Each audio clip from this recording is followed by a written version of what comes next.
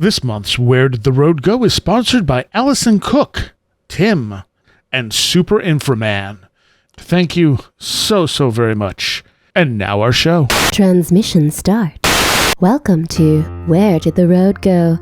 Join us as we wander off the path and explore lost history, consciousness, the paranormal, unexplained mysteries, alternative thought, and much more.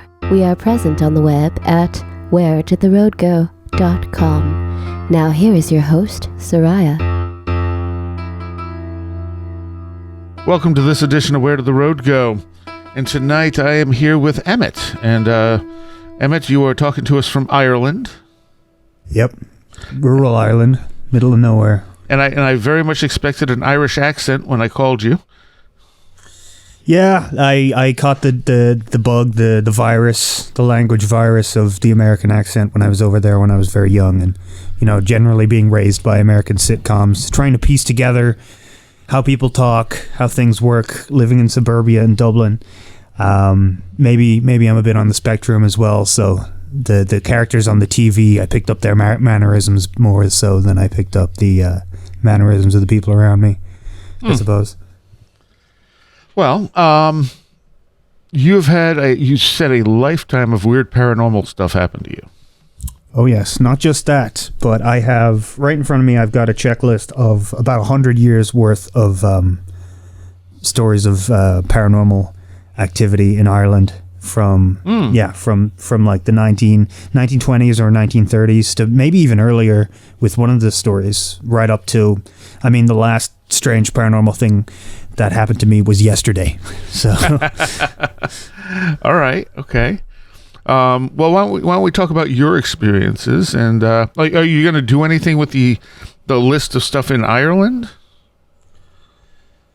Well, I'm happy to talk about them and get them on this show and have a bit of a record of them.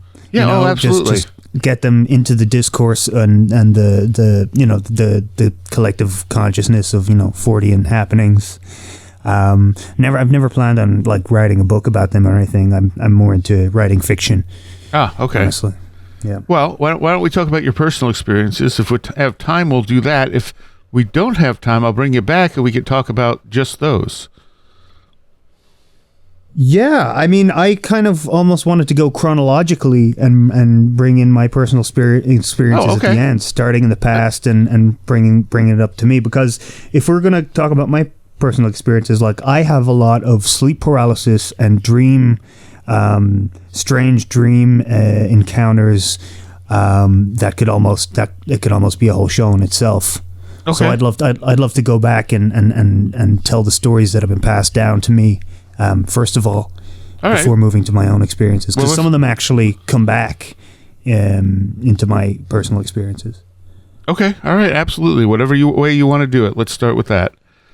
Okay, I'll start with the oldest story that I have, which actually isn't even from my own family. It's from my sister's boyfriend's family, and I got his permission to send that story into a listener stories episode of another podcast that I really liked that they read out. But that was a bit more lighthearted podcast, and I think you'll get a real kick out of this. So basically, this was in either Leitrim or Longford. Actually, all of my really old stories are based around County Leitrim and Longford, which is interesting. So basically, this was my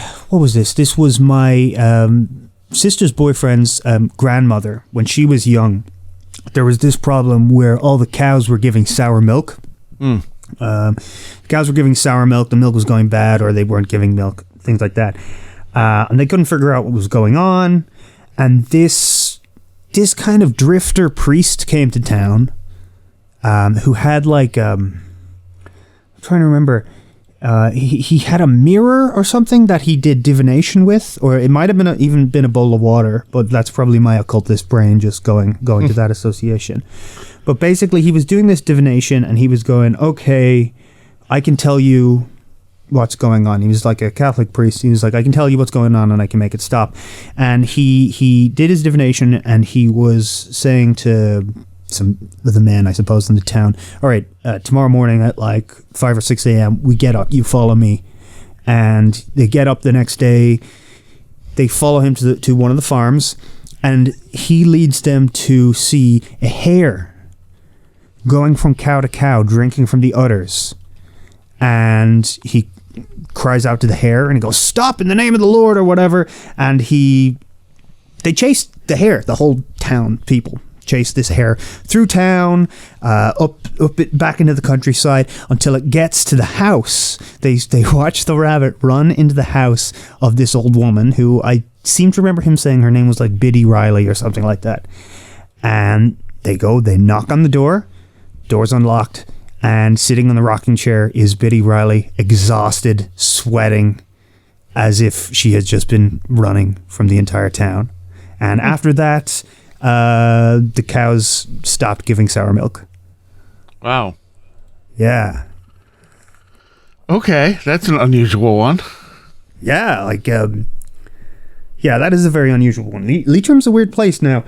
They have a lot of. I'm going to skip forward in time a little bit, but it's relevant. They have a lot of faith healers up there, even to this day. People have the cure up in Leitrim. Even my sister's boyfriend's. No, I'm not going to talk about that.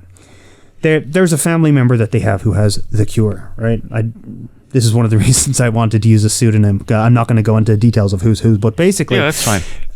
There are people up there who they can like stop cows from bleeding over the phone.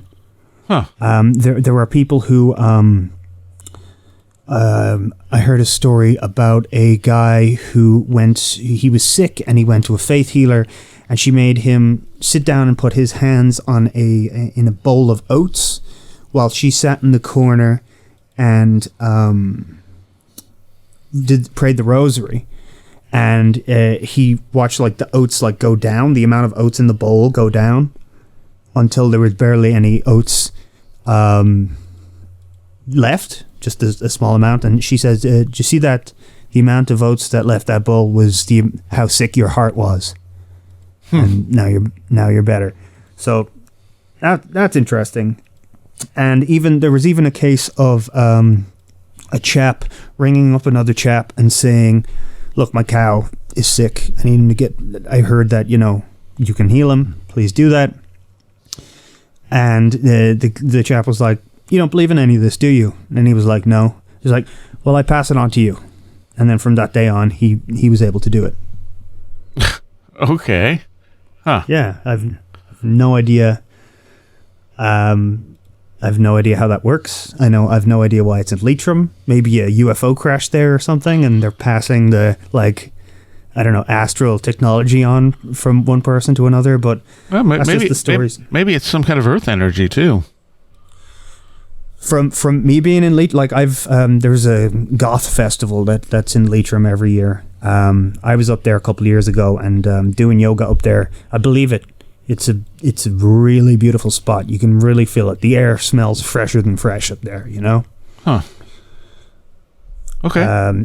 There's as far as I know, there's a lot of iron in. I don't know if this relates to anything, but there's a lot of iron in the earth up there. Well, that might have something to do with it. Iron seems to be one of those common things that paranormal kind of surrounds. Yep. All right, so this is now from my own family. This is sort of where my family history of paranormal, as far as I'm aware, starts. Mm-hmm. My dad's father, James, he grew up in Longford, which is just next to Leitrim, and I'm not sure if this part is true or if I'm misremembering it, but I seem to remember them saying that their family home where they grew up, they were warned not to move in there, not to build their house there because it was a fairy fort or something like that. Right. Now I'm not sure if that's actually part of the story or not, but I do know that they eventually left Longford because of all the paranormal activity happening to them. It just drove them away. They went to live in the city because they were sick of dealing with it. And here's a couple of things that happened. First night they moved in, an old woman in the middle of the night knocked on their door. This tiny old woman, and she asked them if they wouldn't mind leaving milk and bread out every night. And they said no. They were like, who are you? No. And she was like, oh, you're going to regret this. And every night after that, as soon as the sun went down, it would start raining stones onto the house, onto the roof of the house. Huh. Every single night. And if they'd go outside, they'd be pelted with stones. Another strange, really bizarre story is apparently one night there was a frantic knocking on the door, and they opened it up, and there was a man there, and he woke everyone up. He looked terrified. He was like he'd been running from someone, and he was like, "Please, I need you to let me in." And I don't know, it was the dad of the family or someone, but they said to him, literally, "Go to hell." And the man's eyes widened, and he was like, "No!" And he disappeared. Huh. Yeah, that's a story that my dad's always told me, that his dad told him. And my granddad, James, now I don't know if this was in Leitrim or not, apparently saw the Banshee. And he was walking through the down the lane or whatever, and there was this woman, beautiful blonde woman, floating above the hedge, on the other side of the hedge, alongside him, combing her hair. And he thought she was speaking Spanish. He thought that she was saying, she was crying and saying mañana, mañana. But my mom reckons that she was speaking Irish, and what she was saying was Molanav, which means my children. And I'm not sure who it was, but that did indeed herald a death. Interesting. And yep, that's a Banshee encounter for you. Apparently my mom's dad saw the Banshee as well, but I don't know the details of that one. Another couple of Fae encounters, also from my sister's boyfriend family, down in Leitrim, or Longford, was a chap was followed home by a man who every time he looked, he had looked away, he could hear the footsteps getting closer and closer, and when he looked back, the guy was at the same distance away from him, and apparently he didn't have a face. And another one was he was walking home and he saw a group of people in a field skinning a cow alive, and he ran home, and he reckoned I think there was something else about the story, like maybe he followed music or something, but he was convinced that they were the other crowd, as they called them. Yeah. That's pretty disturbing. I mean, both of those are pretty disturbing. They're pretty creepy stories. All right. Those are all the kind of like olden times stories that I have. Moving forward a bit into the future to my parents' lives. What will be the oldest now? Okay, so my dad apparently sat vigil with a corpse after family member died him. Mm-hmm. No. They didn't die. They sat vigil because the person was dying. Oh, okay. And he heard the death knocks. Have you heard of this? Yes. Yeah, so he heard knocks, pop, pop, pop, pop, pop, going all across the wall towards the dead body. And when it reached the door, they went and checked, and the person had died. Huh. So my dad witnessed that. And I've had a very similar experience. Jumping forward in time, I suppose. We're going to jump around a bit, I guess. That's right. In college, I was living in a student dormitory in Dundalk in County Louth, and I was alone in my apartment, and I was sitting on my computer watching ghost videos on YouTube, like fake ghost videos, just sitting alone in the apartment. And I opened up Skype and I messaged my girlfriend at the time, and I sent her a message saying, "Do you believe in ghosts?" And as soon as I pressed the enter button, I heard incredibly fast hands slapping across the wall behind me, like towards the door. And then when they reached the door, a fist poof upon the door. And I immediately just unplugged my computer. I didn't even turn it off. I unplugged it, I turned off the lights, and I went to sleep. Because I was just like unable to process what had just happened, because it was so impossible that I just decided to go to sleep. Wow. Yeah. And it's amazing that people can just go to sleep after that. I know it's happened to me too. Something like that happens, and you're like, wow, that was really weird. I'm going to go to sleep now. Yeah, I think it's a way of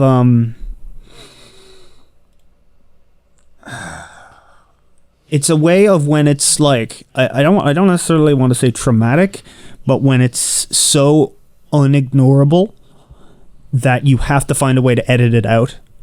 Yeah. You know, because I'd grown up with all these stories, like all those stories I just told you were campfire stories, and I was raised Catholic. But, you know, towards the end of high school and the start of, people are going to think that I'm an American, pretend to be Irish now. We call it secondary school, yes. Towards the end of secondary school and at the start of college, I decided to stop believing in God because I felt that I was praying too much for things and not actually going to go get them. So I made a conscious decision for pragmatic purposes to become a materialist. Okay. And then when that, you know, the knocking on the wall happened, it was kind of jarring. So I was just like, no, shutting down for the night. This.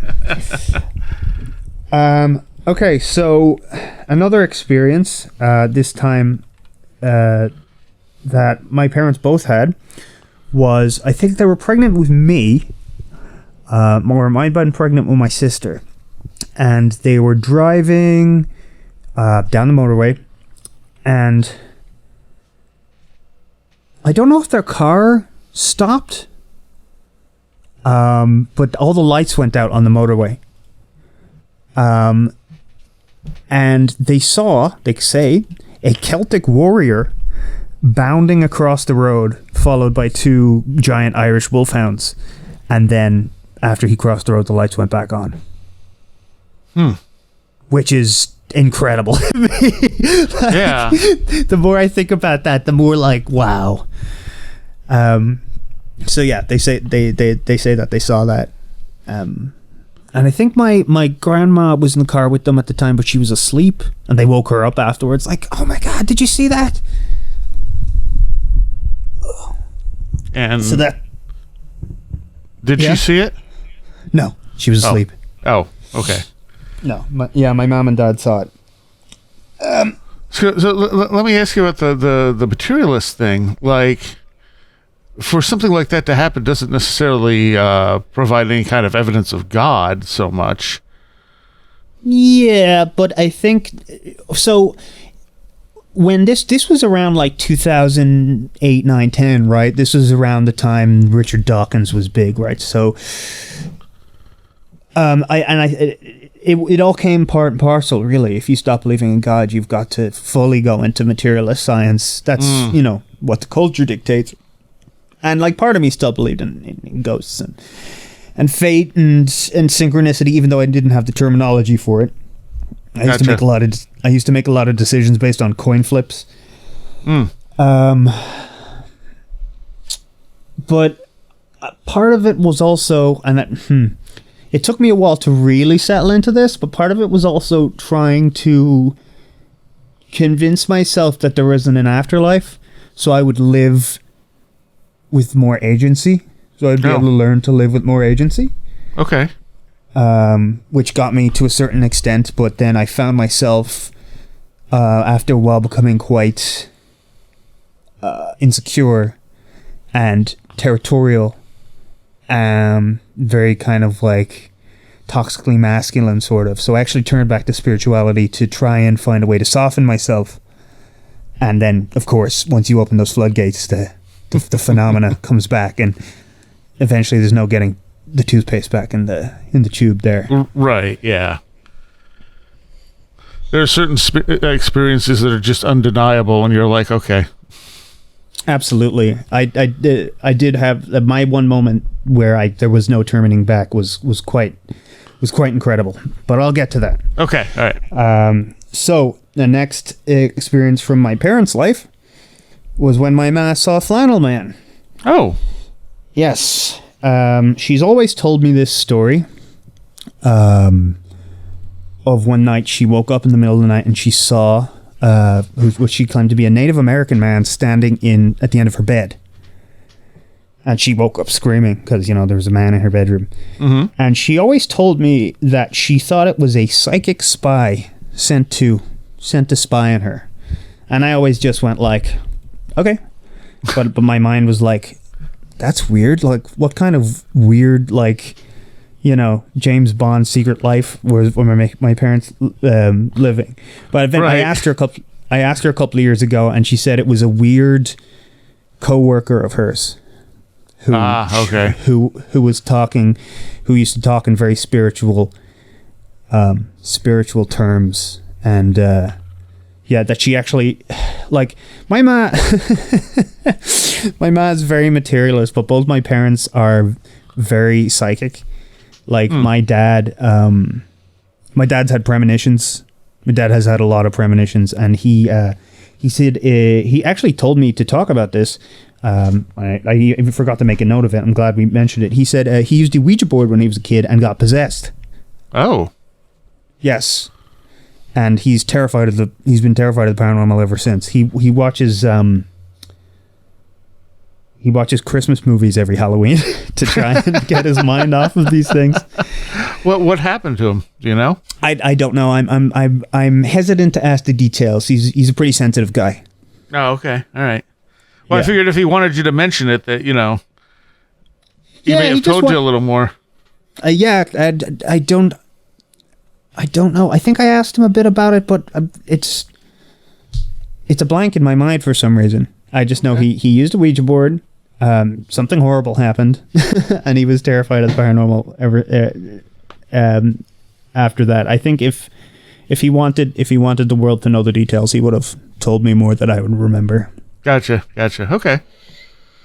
But yeah, so my ma saw this guy, and it woke her up screaming. And I was listening to a lot of Where Did the Road Go and Strange Familiars, and obviously Flannel Man comes up a lot. And so I was in the car with my ma a while back, and I turned around and go, "Ma, do you know that story about being woken up by the guy, and there's a guy standing at the end of your bed, and you reckon he was a psychic spy and stuff?" I was like, she was like, "Yeah." I was like, "Was he wearing a flannel shirt by any chance?" And she stopped the car and said, "How do you know that?"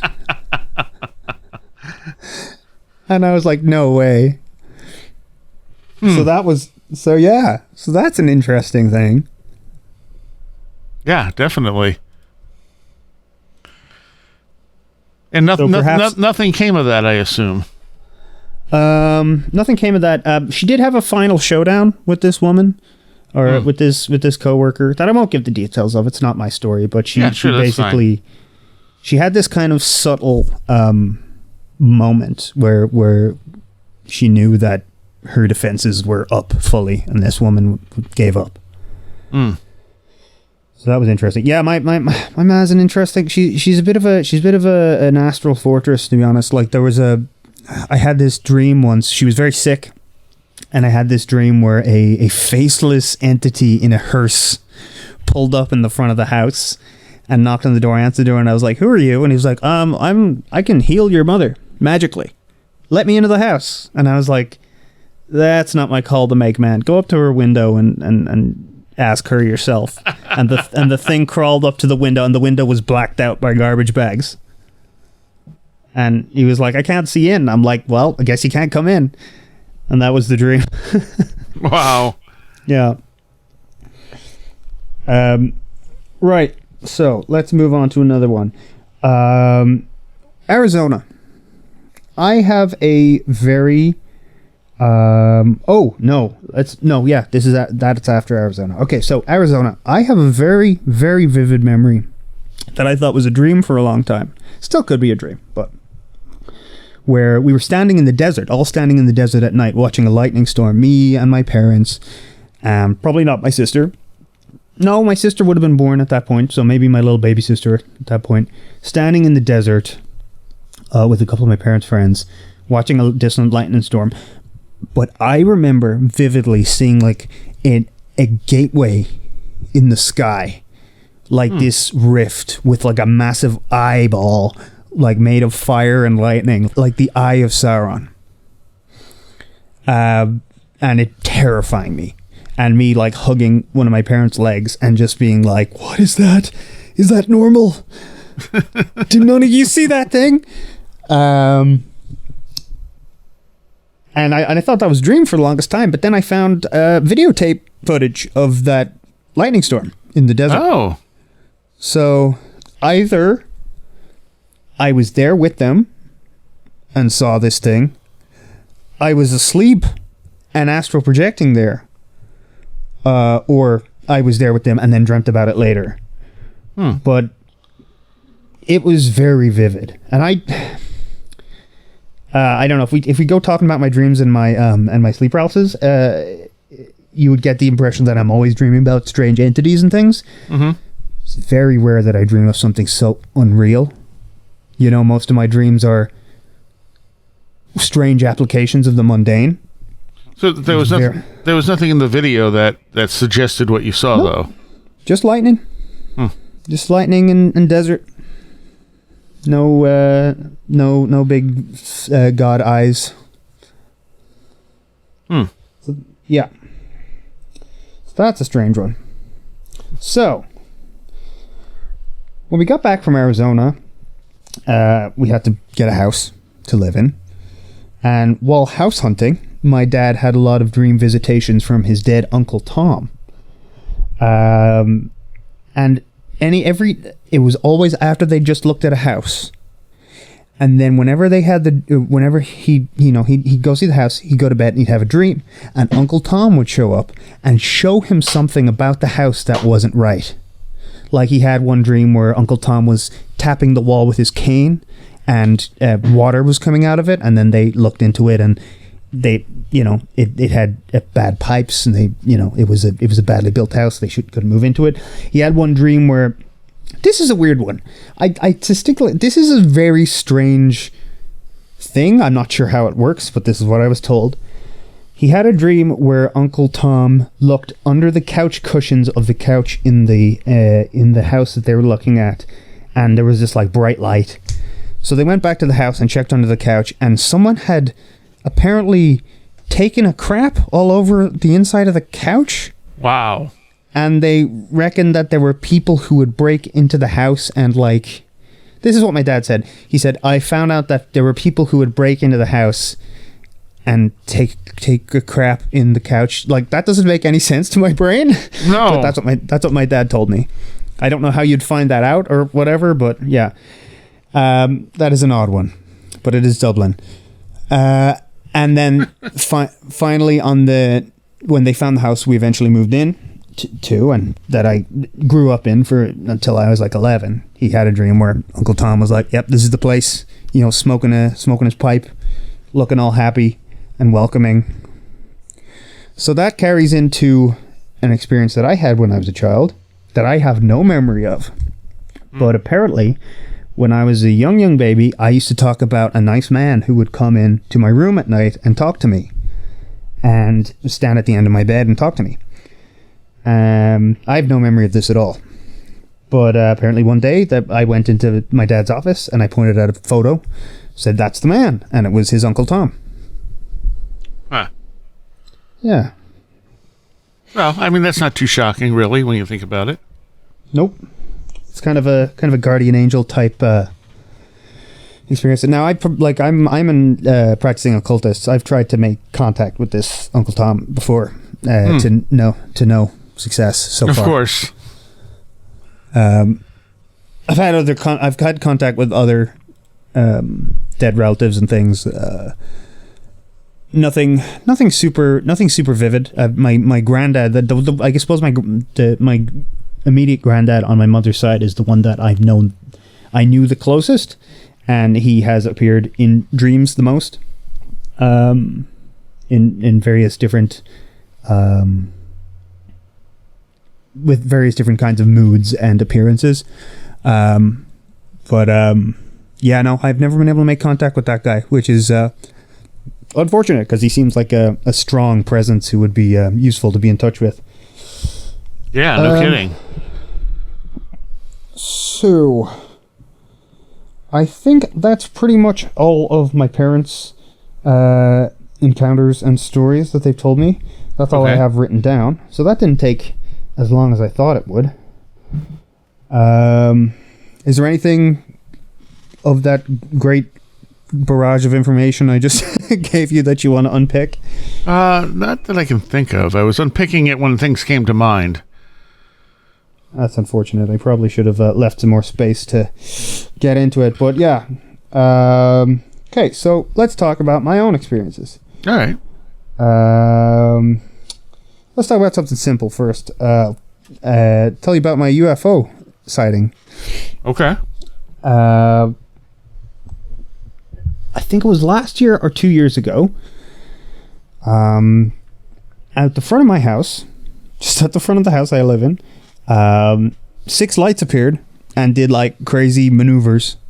We thought they were helicopters, but they kept doing these weird synchronized maneuvers and coming really close to each other. We reckon they might have been drones like looking for like weed grow operations. Oh, right. Yeah. But they kept doing maneuvers, and this is like you hear about like drones over here in Ireland. You hear about drones picking up thermal imaging of like weed operations all the time, and you don't see lights flying around doing maneuvers all the time. And it was almost like in the start in Hellier when they were talking about that a UFO that appeared in Hellier. Where it just like was floating there for like hours and people got bored of looking at it. Right. It was the same thing. It was just there, like it was these 6 lights flying around for hours. You just got bored of looking at them. And then I went into work the next day and I was like, did you guys see those weird lights? Because we all live, like it's the countryside, we all live near each other. And they're like, yeah, don't know what they were. So kind of everyone in the valley saw them. And nobody really knew what they were. And a strange thing that happened was the next day, a hoax, like a hoax video of like a mummy being dug up in a nearby megalithic site was posted, which is just, I know, like fake, right? But weird synchronicity, because when the hell do fake hoaxes, paranormal hoaxes ever happen down in, my neck of the woods? Never. But it happens the day after everybody sees a bunch of UFOs. Right. That's interesting. It almost seems like there would be some kind of obscure connection there somehow. Yep, it is. It certainly felt connected. I have another UFO story, not mine, a friend of mine, just a friend of mine in Wisconsin. And apparently one day he was out at the back of his house, drinking a beer with a friend, and they saw a bright object that like flapped through the sky. It was like a flapping light UFO. He just messaged me after he saw it, and he was like, "That was really weird." And I was like, "Wow, that was really cool. I wish I saw that." Yeah. So that's another UFO story. Now, if you want to get into the very strange stuff, absolutely. We can talk about sleep paralysis and out-of-body experiences. Okay. So, I've had sleep paralysis my whole life. This is actually, I think, really interesting. Because I feel like my sleep paralysis has grown. My sleep paralysis and my out-of-body experiences have, like, fruited and grown. I used to wake up when I was a kid, maybe eyes open, maybe not, in my bed. I don't know if this has ever happened to you. Do you ever wake up and you're not able to sit up? Yes. For a while? Yep. Yeah, and that is sleep paralysis. Mm-hmm. Like, it's the morning. I used to just think it was like something like, oh, I'm a kid. My stomach muscles haven't developed. I have to wait for my stomach muscles to wake. But eventually, when I started having more intense sleep paralysis, I realized that's what that was. So I've always had these like low-grade sleep paralyses when I was a kid. So it's not so much that you were still dreaming at the time, but your body hadn't fully awakened where you had control over it. Yeah, I'd wake up and I just couldn't sit up for a few minutes. That actually, speaking of which, I used to get this thing when I was a kid, where reality would become terrifying. Now I've taken psychedelics since, but when I would start to hallucinate as if I was on LSD or mushrooms when I was a kid. Low doses, like everything would start to warp and twist, and everything seemed to be going too fast, but also too slow at the same time. And I'd start crying. My parents would come in and they'd try and comfort me, but they'd freak me out even more because they were both moving too fast and too slow at the same time.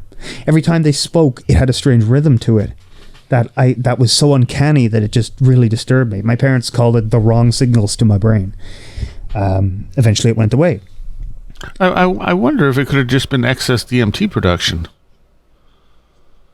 It's certainly possible. Although, I don't know. I've had ayahuasca before, and I've tried DMT, and it was very, very different. It was closer to psilocybin or LSD, closer to psilocybin even. It might have been excess DMT production. I don't like endogenous DMT might be totally different to smoked or right, drunk. And especially if it's also just a very small amount. Yeah. Just enough to knock your system off balance, Yeah, those were very upsetting experiences. I'm sure, especially as a kid. Yeah. And so and I used to be a real scared kid. I used to be scared of the dark, everything. I used to have nightmares. I used to have awful nightmares. Like, I used to... Man, my whole history of dreams and phobias. I've had a lifelong phobia of slugs, snails, and worms. And I think that actually came from dreams. Because I remember a really early dream where I dreamt that I was in school and I was watching a snail fight a frog on a wall, and the snail won. The snail ate the frog, and that disturbed me and disgusted me so much. And I had another dream where snails were invading my garden, and every time I would break one, 3 heads would come back out of it. Like, I'd destroy one and it would triplicate. Like a hydra. The thing is, I remember a voice telling me that would happen before it happened. Which actually is a fairly regular thing in my nightmares all throughout my life. Not all of them, but in a lot of them, I would have a dream where someone would announce something horrible, and then the horrible thing would happen. And I think I actually managed to find the entity that did that in a lucid dream, not like 1 or 2 years ago. I'll get to that. It's you know how these things are. They're out of time, right? Mm-hmm. Yep. And I don't know if I want to get into the real weird like entity hunting in dream stuff before I get to finish my thought about the growth of the sleep paralysis, right? I would also get these experiences where, do you remember in old first-person shooter games where you could go into spectator mode? No. After you die? Well, in old first-person shooter games, when you died, you could go into spectator mode, which is basically you were free to float around the map. You couldn't clip through walls, but you could float around the map. You wouldn't have a character, but you could just basically free float around the map watching the match continue if you were knocked out. Okay. And I would have dream experiences where it was just in my room, and I would float, now I know, out of my body. But it's basically my consciousness would almost fall off the bed. And I felt like I was in spectator mode in a video game, but that the controller was jammed in one direction. So my consciousness would fall out of bed and just scoot along the floor slowly, and I wouldn't be able to pull out of it. And it would just go there for an uncomfortable amount of time, and then I'd drift into a dream or wake up. But this would happen quite a bit. Like my consciousness would sink and just keep sinking, almost like taking baby steps of out-of-body experiences, which is what I now believe that was.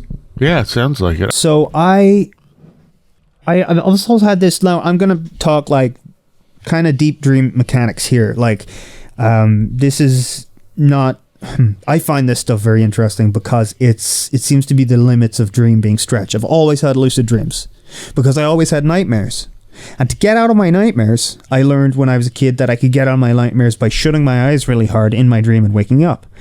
And when I opened them, I would wake up.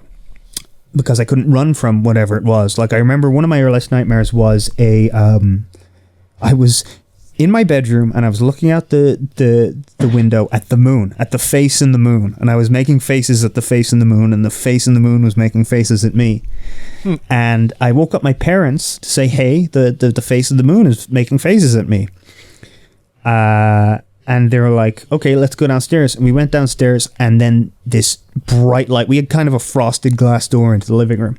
This bright light lit up behind it, and I was terrified because there's this incandescent entity in my house. And I turned around, and I ran, and I couldn't run, I couldn't get away. So I shut my eyes really hard and woke myself up. And eventually that evolved into doing stuff like I dreamt I'd be chased by monsters, and I would go, all right, cut. And then I'd be on a film set. The monsters would be like, okay, are we going to go for coffee, you know? And all these different ways. So that was kind of an evolution of lucid dreaming. But I'd eventually... I'd have a lot of dreams, especially when I moved out to the countryside from the city when I was like 11 or 12. Ever since now, even to this day, I just have dreams where I dream I'm at my house. And I realize I'm dreaming. So I'm just at my house, so I can kind of do anything. Now, I've developed some techniques to go to different places. Like, one of them is drawing a door on the wall and pushing it open, so it's a door. One of them is facing away from a wall and saying, when I turn around, there will be a door there. And turning around, and there being a door. And going, when I open this door, I will go here or there. But there's something that I've learned. Dreams are fragile. If you push them too hard, they break. I learned this when I was a kid, because when I was a kid, I would dream that I'm at school, and I go, oh, I want to dream that I'm in Starship Troopers, because the Starship Troopers cartoon was on when I was a kid, and the bugs are invading the school and stuff, and things would almost get there, right? All the kids would mobilize to action, but it would never get beyond us just playing pretend in the dream. The bugs would never show up. Okay. And if I tried to push it so the bugs do show up, and if they did, that would kind of max out the kind of, I don't know, the RAM of the dream, and I would, maybe if I tried to turn too sharply, or if I wanted to look in an unexpected direction, it would glitch. And I would just kind of get stuck in this glitching, decaying limbo state until I eventually woke up out of sheer frustration. And that still happens to this day. Now, I will be lucid dreaming and I will be going somewhere and things will start to glitch. And usually that means I'm waking up. But then there are ways to... A friend taught me a technique where if you spin around in circles in a lucid dream, you kind of root back into it, which is really useful. Oh, that's interesting. Yeah, that's really useful. Like if you find yourself waking up and you just spin in circles a few times, you root back into it, and it gets even more vivid. That if you can remember it, because I find that moving around and operating in a dream space, it's less. There are moments of incredible lucidity where you can do these things, but once you decide on doing something, you're almost. It's almost like casting a sigil. You're pushing reality in a certain direction, and it's eventually you're going to get hypnotized back into the flow of narrative. Right? Mm-hmm. So you either have to keep anchoring into lucidity or find a current of dream, of symbolism that will take you somewhere interesting and nourishing. You know what I mean? Yeah. And I think that's how, if they exist, parasitic nightmare entities operate. Okay. But I'll get into that in a moment. Like that. Well, no, let's get into it right now. Okay. Because it happens to me. It has happened to me all across my life where I would have nightmares that were so horrifying, that were so disgusting, that were so sleazy. And I would say I'm a big horror fan, right? I'm an artist. I create horror, and I feel like the best horror has a sense of honor to it. Okay. Where it takes you just right to the edge, a little past your boundaries, but you never feel violated by it. Okay. Okay. You and the there's a dignity to classic horror villains, right? Like Michael Myers, to Pinhead, to these entities that could never exist in reality because reality lacks kind of the sense of honor that we can create in art. But a lot of my nightmares are just absolutely disgusting. And I've done a lot of psychological work on myself and trying to figure out what traumas these could have come from. And I've come to the conclusion after many, many years of attempting to deal with where these things might come from is that they just happen. They just come out. I honestly think that there are spirits that get into your dream space one way or another and coax you into a narrative where they can get you. Now, because I'm such an active lucid dreamer, these days, it involves coaxing me into a narrative where I'm a passive observer, where I don't believe that there is anything I could do, and then showing me something horrifying happening to someone. Oh. Yeah, Yes. that's pretty horrible. It's pretty horrible, but I've developed kind of an anti-dream nightmare armor prayer for armoring up for going to bed, and I've actually found it useful. I had one just this week. I've actually found myself able to kind of extirpate it to remove the parasite in hypnagogia before actually entering dream, because it's actually quite difficult. Because they're so tenacious. They'll if they use one way if they use pacifying you into being a bystander one night, and you wake up and you're like, damn it, they got me. The next night they're going to give me a dream where I'm walking down the street and a bunch of people mug me. And then the next night they'll give me a dream where I'm put in a room with an abuser and told and convinced that the most moral thing to do would be to kill them, but they won't die. Like, I'm just stabbing them and stabbing them and stabbing them, and they won't die, and it's just horrible and frustrating. They cycle through these things. So I found that a really great way to do it is like go in hypnagogia, pray, call up helping spirits and armor and weapons and things like that, and then find it. Follow that horrible, gross vibe until I witness it in my mind's eye, and then use the full power of my imagination to remove it. An interesting thing. You remember how I was saying I have had a lifelong phobia of slugs? Yeah. I've noticed that the arrival of these things are usually heralded by a sudden bursting of slugs or worms or snails into my dream space. Most recent one was I had a lucid dream where I was just in my garden, and there's a valley of there's a forest across from my house, and I dreamt. Now, what I like to do these days is I like to, because I find you get that glitching, decaying effect if you fly.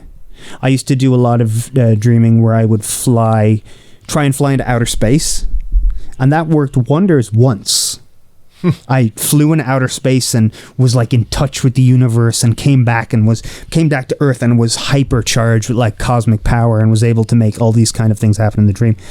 But ever since then, it just makes the dream decay. One time I dreamt I was flying up and up and up, and I reached the ceiling of cardboard boxes. The sky was just painted on a pile of cardboard boxes, and I couldn't. Wow. I was just stuck inside this thing. So I've just found that just walking down the road, walking into the forest, and just letting it take me where it does, because the balancing act is like directing yourself to the kind of thing you want to open yourself to, but not clamping your consciousness down so hard in it that you like bleach it, not shining the sun on it so hard that it burns away, right? Mm-hmm. But the other night I dreamt I was just flying over the valley, and suddenly the valley got very steep, and there were these giant slugs and worms in the soil, and I could feel that horrible vibe creeping in. But I'm very hesitant to see something creepy these days and go, ho there, demon, in the name of Christ. You know what I mean? Yeah, I don't want to be that guy. I don't want to look at things black and white. So I'm just like, okay, this is creeping me out, but I'm just reacting with fear to the alien. I'm just going to fly over it. And when I flew over the hill, I found myself in a nightmare. Huh. So it seems like this incursion of worms and slugs and stuff is a symbol of these entities breaching into my astral space. So let me tell you, if you want to keep going, I can. Yeah, keep going. Let me tell you about my first sleep paralysis, my first proper sleep paralysis. So, in the around the campfire, where my parents would tell me these stories that I started off by telling you, my mom also used to tell us about sleep paralysis. She used to tell me that it was a horrible, horrible thing. And she gets sleep paralysis where she's just locked in. Doesn't get, she gets entities once in a while, right? She got the flannel man. Mm-hmm. She's seen a face in her ceiling. She's seen a few horrible things. But mainly, it's just a sense of being trapped in your body and suffocating. I'm in college, and I am sharing a room. It's one of these awful situations where there's 2 beds in a room, and I have to share it with another guy. Right. And I wake up in the middle of the night. The room's exactly the same how I left it. Doors ajar, light from the hallways pouring in. Got my computer desk in the corner. Got my roommate Kieran sleeping across the side from me. And I can't move. And I'm like, oh, okay, this is sleep paralysis. This isn't so bad. And suddenly I'm sort of jostled to the side. I'm like, what the hell was that? And it happens again. And this time it's more violent, and I feel a touch of claws in the skin of my back. I'm like, what the hell was that? And then I'm knocked out of my bed, lying on the ground, and I see from the darkness underneath the computer desk a dog, like, melding out of the shadows, walking towards me. No eyes, just like tarry pits. And I see the guy next to me, Kieran, wake up, and he's like mouthing like, what's wrong? Like in slow motion. And the dog lunges at me and tears at my throat, and I wake up again, and I'm on the bed. And The room is exactly as it was in the sleep paralysis. But in my first ever sleep paralysis, I was knocked out of bed. My roommate woke up. I was killed by a dog, and then I woke back up in bed. Wow. So that was the most intense sleep paralysis I've ever had. And that's always freaky too, when you think you're awake from something like that, and then you realize, nope, still in sleep paralysis. Yeah, it is really weird, and it's often quite dull. Like I used to be trained to be like I used to be an outdoor instructor, and we used to do training where we'd go down to the river in the morning really, really early, and we'd have to get on the bus and get up and put on our wetsuits and stuff, and I'd fall asleep on the bus, and I would dream that I'd get up and go out into the cold and get into my wetsuit and get in the kayak and get in the river, and then wake up and I didn't do it, and I have to do it again. Yeah, yep. But yeah, no, I've had a few sleep paralyses over the years. I've never really had much. The only other times I've had like entity sleep paralysis was in times of great stress. I remember once having one where I felt like my bed was filled with snakes. And another one where this one was actually kind of cool. So I was really, really stressed. My door was ajar. I could see an executioner and an emaciated woman standing in the hallway, and the emaciated woman was like rocking back and forth. And I turned to look, and the Grim Reaper was standing at the end of my bed with a sword held aloft. And I was like, this is actually just cool. This isn't scary at all. This is just kind of metal as hell. So that, yeah. But okay. So that's some stuff about dreams. Now there was this whole thing that I got into when a psychic told me that I had a demon attached to me. And this psychic was kind of a wannabe cult leader, very, very strongly Christian, very strongly God and his angels are bringing us to salvation, and anything other than that are demons, and they deserve to be bossed around, basically. Right. So I've suffered, as well as those horrible nightmares, I used to suffer from horrible hypnagogic visions as well when I was a kid. Like I'd go to sleep and some dark part of my mind would conjure up images of like slugs and snails to scare the shit out of me, which is why I believe those early nightmares about slugs and snails were imprinting me with a phobia that things could use, right? Either that or it's some kind of, I don't know what the non-problematic term is for like spirit animal or whatever. Some kind of guardian spirit that warns me of these things, right? But right. Again, something was twisting that against me, right? That's just a theory. So this psychic was like, yeah, that's why all that stuff's happening. It's a demon. So I started getting into associating intrusive thoughts and, you know, those sick little mental rabbit holes with an external entity. And that was very interesting. Unfortunately, it got me really hooked on Christian magic. Now, in my opinion, Christian magic is the cocaine of the spiritual world. Because if you get hooked on it, it's the reason you get out of bed. It's the reason you can sleep well. It's the reason you can work out. Because God loves you. You're here for God. God's right behind you. And when I took ayahuasca that one time, it kicked that out of me. It basically told me that... At least where I am in Ireland, in a place that was horribly colonized by Catholicism, especially in like very deep, boggy Chthonic countryside, it told me that the calling down of angels and Chthonic magic and stuff was essentially toxic waste dumping. A cross between like betraying your ancestors, dumping toxic waste over everything, and yeah, all of these things. Like, you know how I was saying about how too much consciousness applied to a dream can destroy it? Yeah.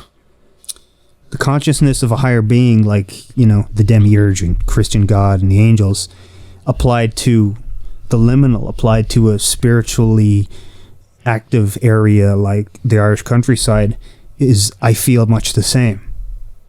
I feel like consciousness... and light are intertwined in a way where they program matter or program happenstance. Now, again, this is just a theory. This is just UPG, right? But I feel like there are certain parts of the world, maybe the whole world, where darkness and liminality are where certain things are the habitats in which certain things thrive. Mm-hmm. And bringing in too much ordered consciousness hurts those things and makes them angry. That makes some sense, yeah. So in this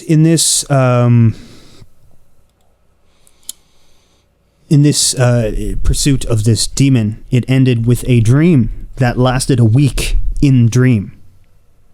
Whoa. Which sometimes I have these dreams about this weird futuristic landscape where everybody has like futuristic technology and everyone is a lucid dreamer there, and it's very hard to explain. It's very Miyazaki. It's very solar punk Miyazaki type thing. But this was set there, and I dreamt that I was off for a holiday for a week with these people in this like floating pleasure palace of like super futuristic wonder. But one of the people I went with was like a combination of every ex I ever had, and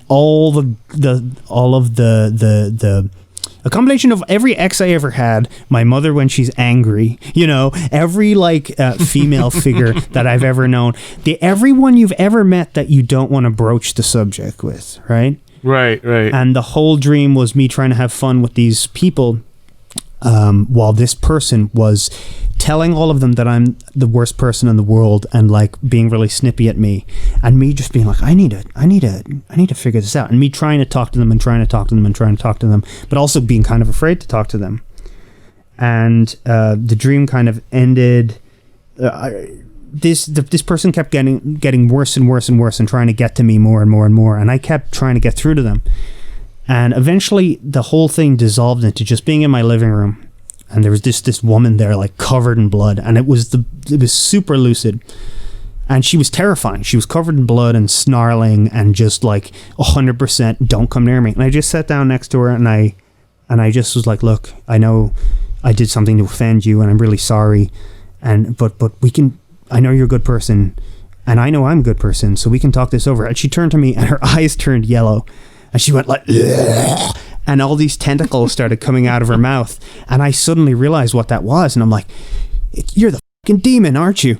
And I fucking grabbed the tentacles, and there was like as soon as I like went in contact with it, there was an electrical snap, and I woke up, and my house was hit by a bolt of lightning. Oh wow! Yeah. So that was really that was really fudging strange. My PS3 and the TV were ruined. The TV's speakers don't work anymore. From that bolt of lightning. So that was really cool. But yeah, so that's basically kind of a deep dive into the weird dream stuff. Just a fraction of the weird dream stuff I've experienced, which I know dreams aren't usually the most interesting thing, but I think I've got a bit of an exception when it comes to that. I don't know. I think dreams are very interesting, personally. So do I. Honestly, I think dreams are a lot of the time more interesting than real life. Yeah. Oh, absolutely. And the last one there with the lightning hitting at the last moment is very weird, to say the least. Yes, it's very strange. I've had some premonitions in dreams as well, but only incredibly minor ones. Like my sister and my dad have predicted deaths and car crashes and things in dreams, but I once predicted that someone was going to mention the bar exam the next day. And another time I dreamt about this organic monster in a video game that didn't exist, that when I went to see the new Invisible Man movie, I basically just dreamt of what the Invisible Man looked like, only in the dream it was organic and in the movie it was mechanical. It was the exact same design. But yeah, out-of-body experiences. I had when I finally grew into full-on out-of-body experiences with the experience that I can only describe as initiatory, where I was living in England. And if you listen to the last podcast on the left, you might have heard this story before, because I sent it into one of their listener stories episodes. But I was living in England, and I was just getting into magic. I was just getting, like, I had been doing sigils and stuff, but I had just started doing the middle pillar. Mm-hmm. And I had been getting these very strange dreams involving Horus, where hieroglyphs of Horus would appear in the background of my dreams. Or I had a dream where I was in in a space where everyone was a superhero, and I tried to reach through reality itself and open up a portal, and a pill with the eye of Horus came out of it. I didn't take the pill. Highly regret that. It's one of my biggest regrets in life, was not taking the Horus pill that I pulled from beyond the veil. But yeah, one night I was living on a guy's couch, basically, because I was working up in Wales in a summer camp, and he was just like, "Move to England," and I was like, "Okay." So we started off by living on this guy's couch, and there was one day where everyone was out, so I got the bed, and I was sleeping in the bed, and I woke up, and it was like the walls of the bedroom were transparent, and floating behind the walls was an enormous black pyramid, like an obsidian pyramid, lit from behind, like by this kind of light behind it. And as soon as I saw it, it started to fade out and disappear, and the room started to solidify. And I sat up in bed and I called out loud, "No, wait! I want to talk. Come back!" Right. And I was immediately hit by a force that knocked me back in the bed, and there was this sound like a million notes being played on a synthesizer out of tune. And at first, my mind was like, "This is just a dream." You know, like something intense, so intense happening, and my mind immediately was just like, "Whatever, this isn't real." And it got more intense, and I was like, "Oh, this is real." And whatever the notes and the force sucked me up out of my body, and I was just floating above myself. Like I was under the impression that astral travel was like a metaphor, that it was about the imagination, and I still think it is. There's like a spectrum, right? There's a spectrum of low. It's almost like a signal, a low res signal to a super high res signal. But I was out of my body. I was listening to myself breathe behind me as I was floating above it, and this entity was in front of me, which was like a. It was like a singularity point. It was an anomaly. It was incomprehensible. It was light and color and sound, and it was sucking me into itself. And I had just finished reading a comic book adaptation of The Dream Quest of the Unknown Kadath by H.P. Lovecraft. I love that one. Which involves I think either a black hole. It was either Nyarlathotep or a black hole, or maybe they were the same thing, and a character being warned, if you meet this thing and it starts to absorb you into it, don't go. Right? So I had just read that in a comic, and now I was being faced with this thing. And so I was thinking, okay, these things communicate in symbols. I can't speak to it, because I was trying to speak to it, like, what do you want? Can you talk to me? So I kind of like formed hands, like I watched like spectral hands form in front of me, and I was like, I need to signify to it in some way. The only thing I could think of was flipping at the bird. So I just flipped at the bird, and then I woke, and then I was slammed back in my body, and I was put into a state of sleep paralysis that slowly faded out. And then I got back up out of bed, and I immediately ran, because it was only like 1 a.m. and my friend who I had moved to England with was still awake. And I called him and I was like, you'll never believe what just happened. And that was my there's no putting this stuff back in the toothpaste moment. Because there's no coming back from that. Right. That's the thing that, like, I don't care if nobody believes me that happened. I know it happened, and that's like, I was like, my consciousness can exist outside of my body. Absolutely. There's no coming back from that. Now, could it do that just because I had a living brain? Possibly. Possibly not. Yeah, that's... And I mean, you have people with near-death experiences who are brain dead at the time, so... Yeah.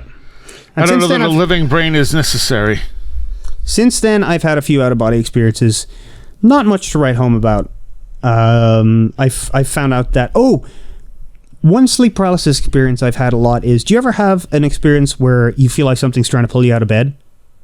No. Well, I've had that quite a bit. I dream that something's trying to pull me out of bed, and I kind of had the feeling that I was doing it to myself. Because do you ever have a nightmare where you're like, something scary is going to happen, and then something scary happens? And you almost feel like you're kind of doing it to yourself? Sort of, yeah. Like it's a feedback or something. Yeah. I've realized that if I lean into it when I am having a sleep paralysis experience where it's trying to pull me out of bed, I pop out of my body and I'm in an out-of-body experience. Oh. Yeah.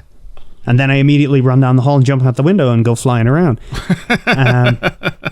And they don't last very long. The longest one I had was I went into the woods, found a cottage with these old people made of bread in it, who led me to the back of their cottage, which led me to a beach, which led me to a giant picture frame in the sand, which led to just this psychedelic, like, dimension with this huge cyclops dragon just lying there looking at me. And then I was like, I want to go in there, but I'm kind of afraid of getting trapped outside of my body. And as soon as I thought about my body, I woke up. Of course, yeah. Yeah. So, yeah, out-of-body experiences are awesome. Like, I love lucid dreaming. I love phasing through walls. You ever phase through a wall in a lucid dream? It feels like sinking into a hot bath. I don't think I have, no. It's just like you push and the wall's solid, and then you just go, no, it's not. And you just phase through it, and it feels like sinking through a hot bath. It's really cool. Have you ever had the snap back going back into your body where it feels like you snap back and you literally almost levitate off the bed? Only from that one out-of-body experience, and whenever I dream, I trip and fall. You ever dream of that, where you trip and fall and you just wake up like, whoa! Yep. Oh yeah, constantly. It's thoroughly annoying. So, I think I've got unless something crazy pops up. Well, I've got one story that's actually probably too disturbing to share. I wouldn't mind sharing it off air. I just don't want to talk about it publicly. Okay. But I have one more story about This one's a bit sensitive because it involved someone who I'm not really speaking to anymore, who kind of who kind of took a turn for the worse after this experience. I decided that I won't name the place, but on a megalithic site, I was going to spend Halloween night camping out there with this guy, this friend of mine. And we did. We went there. I poured out an entire bottle of wine, said that we were coming as friends and ambassadors. And we set up our tent. And fog rolled in. The town outside the place disappeared. And we essentially encountered will-o-wisps. We were walking along, and there were these two lights. And at first I was like, people, this sucks. And we were like, let's just avoid them. And they kept following us. And I was eventually just like, we could hear them talking to each other. Right. And I was kind of creeped out because, not creeped out. I was more creeped out when I thought they were people. I kind of recognized the voices because there was a period where I lived in the woods for about a week when I was between houses. And I remember having a lot of sleep paralysis basically every night. And in one or two of them, I was sure I could hear drunken people outside my tent who had just wandered in from town, and they were saying to each other, will we wreck the tent? Will we go in? Will we beat him up? Will we ruin his night? But they weren't saying it in those exact words. They were speaking gibberish, but that was the intent that was coming through. And what we could hear from these lights was the exact same thing. Gibberish with intent. And what they were saying was, will we go over there and ruin them? Will we go over there and ruin their night? Right? So eventually we were like, okay, these might be police, because you're not allowed to camp on those places. Like, these might be cops. These might be what? Let's just walk over to them. If they're gonna come get us, they're gonna come get us. We walked over to them. They immediately started receding. Now, if these were flashlight beams, we wouldn't be in their beams. They wouldn't be able to see us yet. But they immediately started receding. There was a distance they were keeping. Eventually they faded away, and we walked off. Continued our walk, and then they came back. We heard a giggle. We walked up the top of the hill, heard a giggle, turned back. They were there. And it was just this really weird experience. And then eventually they disappeared. We went back to the tent. We were sitting in the tent. We started talking about them. And then we could hear these, like, hooves walking around the tent. And these people talking to each other. And I could have sworn that they were speaking in Irish. I don't know, but I could have sworn they were speaking in Irish. Just this circled the tent a couple of times. And then one of them said, like, will we go in there and ruin their night? And they're like, nah, let's leave them. All right, let's go. And then they were gone. And the guy I was with there was absolutely terrified. I wasn't. Once I realized it was, like, once I got the inkling that it wasn't human, I was like, well, if we die here, we leave behind a hell of a mystery. And that's quite a legacy. If we get, like, beaten to death by people, that's just sad. But if we get disappeared by entities, like, we leave behind a mystery. But that experience did not do well for his mental health, and he started telling people that I was like an evil magician, or I was a changeling. And he was jokey about it, but it got a bit dark. That's unfortunate. That was unfortunate, but at the same time, it's kind of H.P. Lovecrafty. It's got a kind of an aesthetic appeal to it. But yeah, that was my most successful and intense sort of like excursion into attempting to make things happen. And I'd sure like to have more stuff like that happen. But also, I did get a sense that they were incredibly dangerous, and that if we didn't pour out that wine, we would have been dead. Huh. Because that's like ancient Irish megaliths on Halloween night. Or it could have just been people with flashlights, but it did not feel. Sure. It did not feel like it. And there was also that night we got lightning and the aurora borealis in the middle of Ireland. And I did say, I was alone at that point. I had wandered off. And I did say, aurora borealis at this time of year, located entirely on this megalith, the whole steamed hams thing. But yeah, that was some people are going to get that. You may not get that, but some people. Yeah, I didn't get that one. It's a Simpsons reference. Okay. All right. I've seen every episode of The Simpsons, but it doesn't mean I remember all the references. All right. Well, the whole steamed hams thing was like a giant meme. Okay. Okay. Yeah. What was I going to say? There was something... Oh, no. There was, like while I was talking about that one... It clicked something else. Oh, and it was a really good one. Oh, well, that's basically all I got, except for that one thing that I don't want to talk about on air, and that one thing that I've unfortunately forgotten. All right. Well, that was fascinating. I mean, that's a varying array of things, and I think some of it fairly unique to where you are. Yes, I think a lot of it is. I think a lot of the my current working theory about the these nightmare parasite things is that either because I'm living on a bog, or that I'm living in a place where a lot of the natural woodland was torn down and replaced with commercial forestry. Okay. Yeah, that could be. That the spirits there are kind of starving and angry. Yeah, this is a weird part of the world, and I'm really glad to be living in it. Oh! Yes. One more thing, related to folklore. Not related to my own experience. This is something that I think you'll find very interesting. A lot of the lakes around here, where I live, and not just in my county, but in Ireland, people go missing on Irish lakes all the time.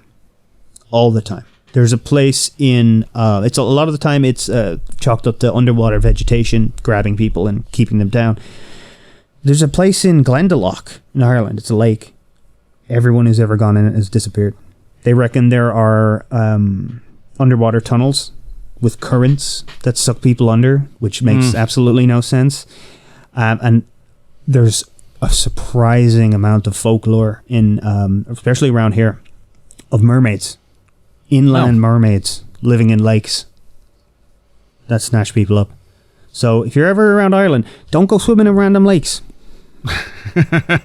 Make sure people tell you it's safe to swim in first. Yeah, one way or another, it could be dangerous. Exactly. Probably should have had that earlier on. That's all right. All right, cool. This has been great. I'm sorry, I feel like I've just rambled a lot, but this has been very cathartic, honestly. And it's been very interesting. I appreciate you sharing all this. Thanks. I'm glad. All right, and you are. We were talking beforehand. You said something about you have some involvement in some podcasts and stuff. Oh yeah, me and my friend Chase Foxwell, we started a podcast called The Madcast because he's got this great YouTube channel called Mad Ravings, where he's like a Gnostic horror writer. His stories are incredible, and we've got this side podcast. Our first episode we talked about the God Helmet. Our second episode we're going to talk about Enochian, and we're just going to talk about whatever got our fancy. Other than that, what's the name of that podcast again? It's called Madcast. Madcast, okay. Yes. Just our cathartic ramblings about the strange.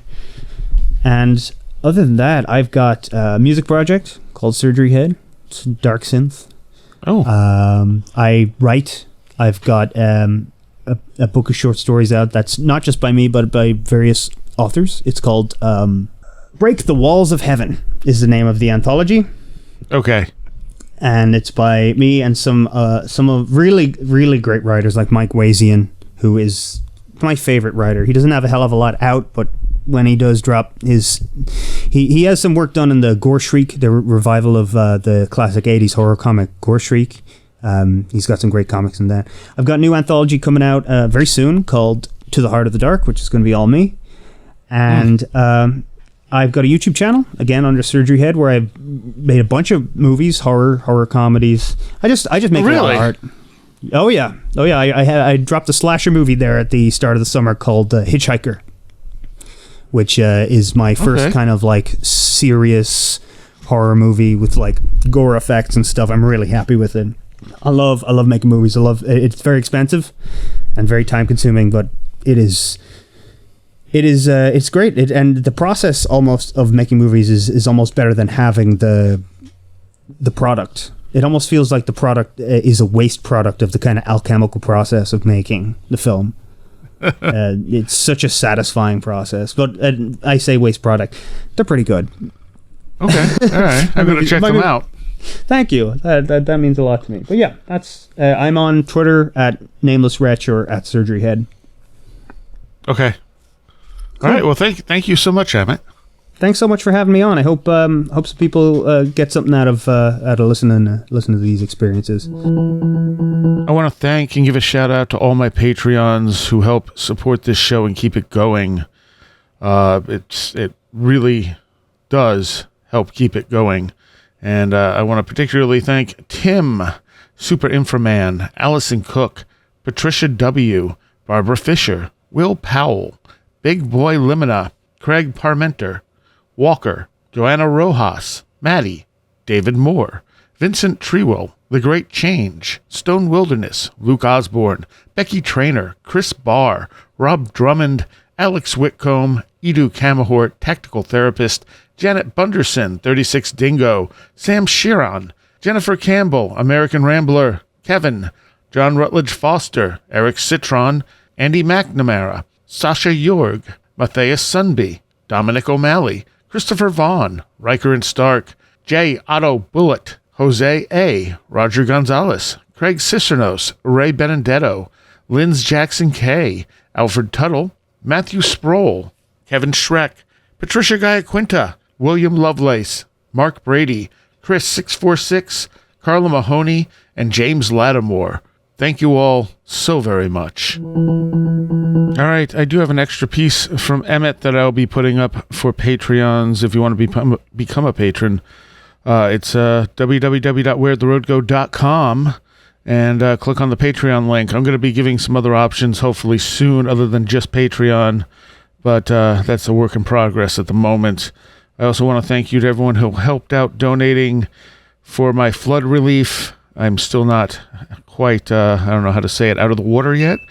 But it's definitely helped quite a bit. So thank you to everyone who has donated in all the different ways you have donated. I'll see you next time. You have been listening to Where Did the Road Go? This show is made possible in part from our Patreons, and we thank you and everyone listening for helping us continue this exploration of the strange. You can always find everything Where Did the Road Go related at www.wheredidtheroadgo.com. And thank you so much for your support.